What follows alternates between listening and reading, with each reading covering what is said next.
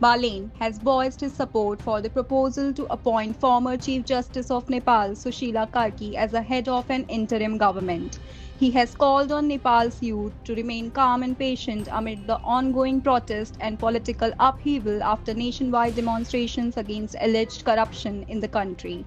In a Facebook post on Wednesday, Shah addressed the younger generation and the broader Nepalese public, stating that the country was entering an unprecedented moment in its history and urging citizens to act with maturity and responsibility. I fully support your proposal to lead this interim electoral government by former Chief Justice Sushila Karki. I would like to sincerely respect your understanding, wisdom, and unity. This shows how mature you are, Shah wrote. He emphasized that the country is headed towards the formation of an interim government that would be responsible for organizing fresh elections and restoring political stability.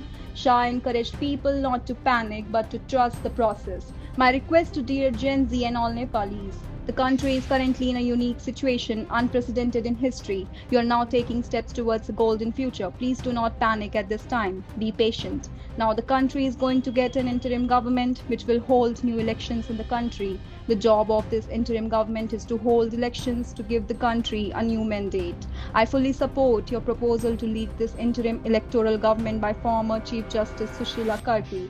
I would like to sincerely respect your understanding, wisdom, and unity. This shows how mature you are, his post read.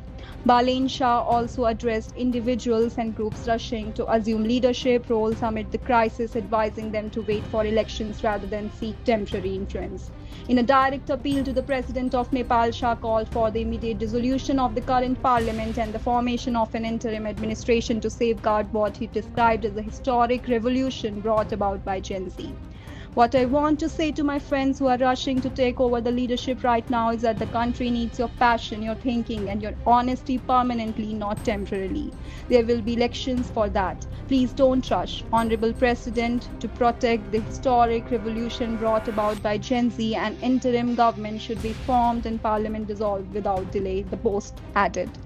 His statement comes as Nepal navigates a period of uncertainty, with political parties and stakeholders seeking consensus to ensure a smooth transition and maintain stability in the country after the country witnessed a widespread movement led by young people called Gen Z to demand accountability and transparency from the government.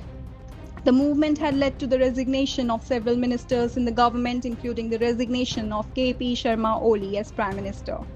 Former Chief Justice Sushila Karki's name has emerged as one of the possible candidates to lead the new transition government by the Gen Z protesters.